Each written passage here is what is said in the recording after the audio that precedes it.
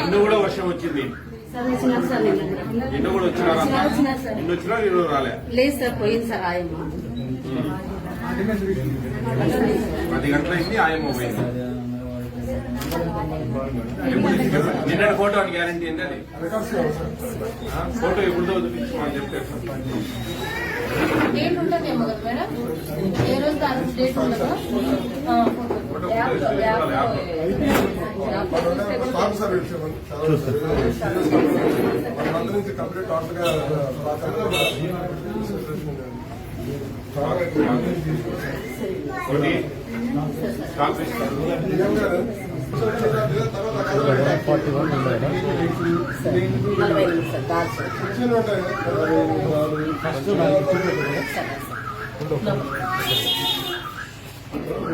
నువ్వు కాశీకి పోయావా?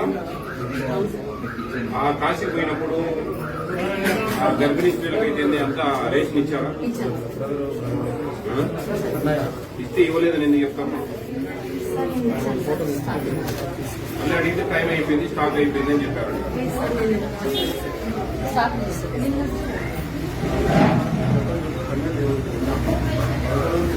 అదే నిన్న ఈరోజు 12 నిన్న ఎంతమంది వచ్చారు?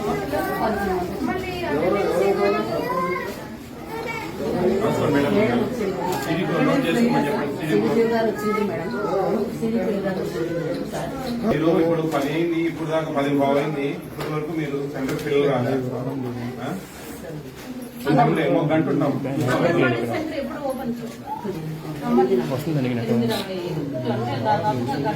నెట్వర్క్ రావట్లేదు ఇక్కడ. కరెక్ట్ కాదమ్మా నువ్వు చేసే పనులు తల్లి. నువ్వు అన్నీ అమ్ముతా ఉన్నావు బయట నీట్ గా. ఎవరికి ఇవ్వడం లేదు స్టాక్. స్టాక్ అయిపోయిందని చెప్పి చెప్తాను. నేను ప్రెగ్నెంట్ లేడీ పిలిపిస్తా ఇప్పుడు. గర్భవతులు బాలింతలు అందరినీ సరజమ్మ కొంచెం గర్భిణీలు పిలుచుకెళ్ళమ్మా. సరే మేడం, పిలుచుకెళ్ళి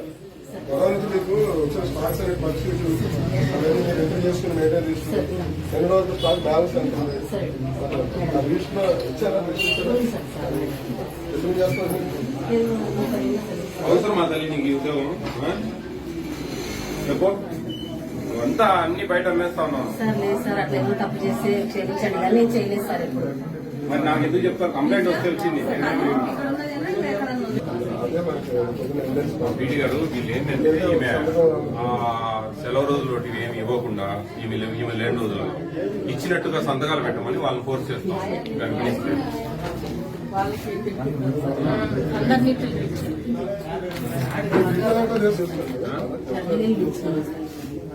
నువ్వా?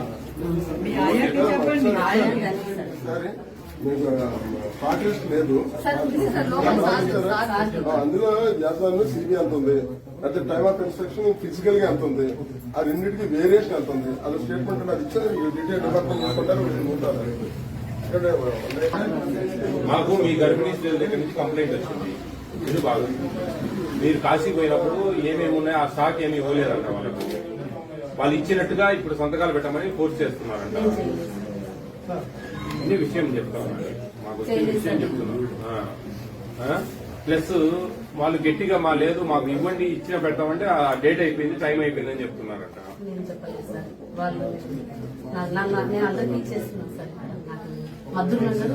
ఏంటి ఎందుకు చెప్తారు చెప్పండి? మీరు ఇస్తే ఎందుకు చెప్తారు? ఇవ్వకుంటేనే నాకు చెప్పేది.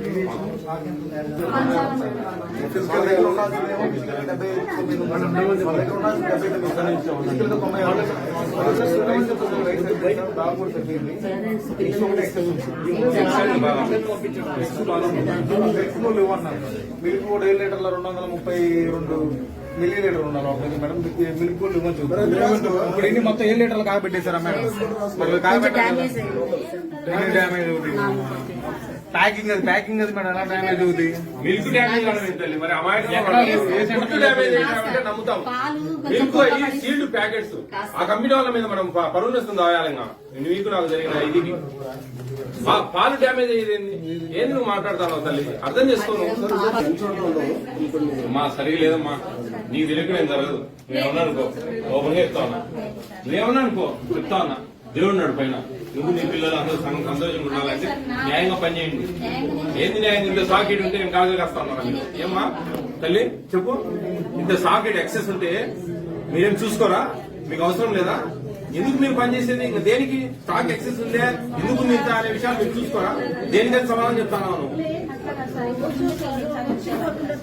తమ్ముళ్ళు సంతోషంగా ఉండాలని పనిచేసేది ఆ కారణం అది.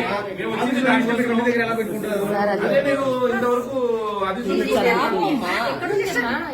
ఆఫీస్ లో తచ్చారుతో నువ్వు విషయం చెప్పు.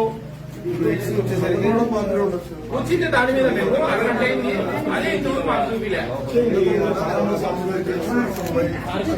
అన్ని రికార్డులన్నీ తీసుకుని పైన పెట్టుకున్నాను. ఇవన్నీ కంప్లైంట్ రాసుకోండి పీడి గారు. మళ్ళా నోటీసులు 1, 3 నోటీసులు, 4 నోటీసులు, ఇది కాదు మేజర్ ఇష్యూ ఇది. జాయింట్ కలెక్టర్ పెట్టండి, నేను మాట్లాడతాను జేసీ గారు. మనం చూసిన స్టాక్ ప్రజెంట్ ఉన్నది. కానీ బుక్ లో ఎంత ఉన్నది ఒకసారి వేరియేషన్ ఉన్నది. ఆల్రెడీ ఎక్స్ ప్రెగ్నెంట్ ఉమెన్ కి ఇచ్చింది అంతా క్లియర్ గా తీసుకోలేదు. మీరు ఫీల్డ్ వెళ్తారా? మాకు వచ్చింది ప్రెగ్నెంట్ కూడా ఏదో ఇచ్చినట్టు లక్ష్మి ఏదో ఎక్స్ రాసుకోండి. ఆమె రిజిస్టర్ చేసుకోండి. ఆమె ఇంట్లో పెట్టుకుంది. ఇంట్లో ఇది 4,500 పెట్టి కడుతుంది. సార్ సార్ లిస్ట్ లో కూడా తను తీసుకున్న పాత సంతకాలు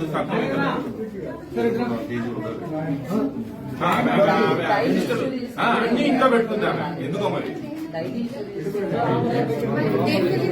అది ఇవ్వండి. ఎంత లాభం రిజిస్టర్ ఉంది కదా, అదే చూడండి.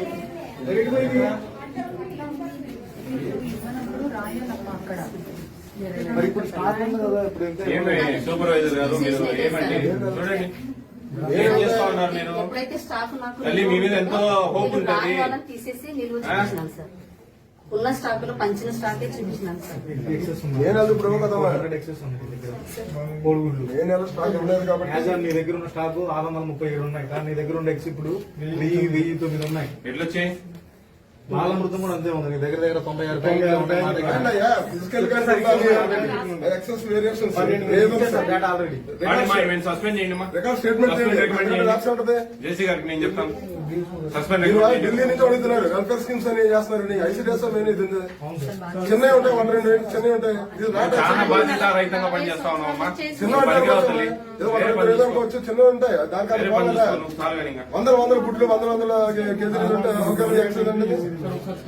లేకపోతే బట్టల షాప్ వెళ్తే వాళ్ళు చేస్తారు, బాగా చేస్తారు, మా మీద కొంచెం చేస్తారు.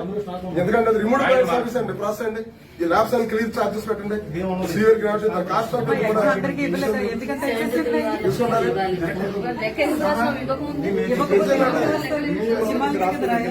ఇక్కడ ఒక మనిషి 10,500 కింద 20 మాకు ఇండియన్ అవసరం ఎక్సెస్ స్టాక్ ఉంది ఇక్కడ.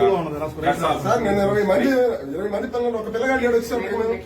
ఎప్పుడు మేము వచ్చిన కదా, మేము వచ్చిన కదా మీరు పిలిపించామమ్మా. నువ్వు ఇప్పుడు వచ్చినా మేము వచ్చినప్పుడు ఇది లేదు. ఇవన్నీ ఎగబెట్టి అసలు ఆడుకునే పిల్లలు అన్ని కూడా పిలుచుకురావాలి కదా. ఒక గర్భిణీస్కి అయిపోయి ఇక్కడ రాలేదు. పిలిస్తే గర్భిణీస్కి ఒక్కటి కూడా రాలేదా? గర్భిణీ స్త్రీ చిన్నదేనా నాకు తెలుసు. వాళ్ళకి టైంకి రావాలి కదా మేడం. మీరు ఫోన్ చేయడం అంటే 1 గంటకు భోజనానికి వస్తామన్నారు. పిల్లలు రావాలి కదా. సరే వాళ్ళు తీసి భోజనం టైంకి వస్తారు. మేడం మీకు నేను కంప్లైంట్ వాట్సాప్ చేసాను చూడండి. మేడం మీరు రాండి, మా డేటా కంప్లైంట్ తీసుకొని ఇది ఎక్సెస్ ఆఫ్ స్టాక్, రికార్డ్స్ కూడా రాంగ్ రికార్డ్స్, అటెండెన్స్ ఇవన్నీ గందరగోళం ఉన్నాయి. వచ్చేసరికి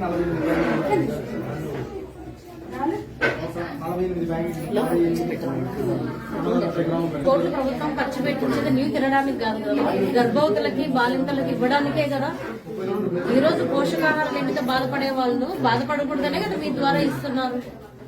మీరంటే ఎంత రెస్పెక్ట్ ఉంది ఇక్కడ ఉంటే కాదు కదా. నీ బాధ్యత అమ్మా. నువ్వు డబ్బులు తీసుకుంటున్నావు, సర్వీస్ చేయాలి. నువ్వు అలా చేస్తే ఎలా? తప్పమ్మా, చాలా పెద్ద 40 years అన్నప్పుడు ఎట్లుండాలి? నువ్వు 10 మందికి చెప్పే విధంగా ఉండాలి.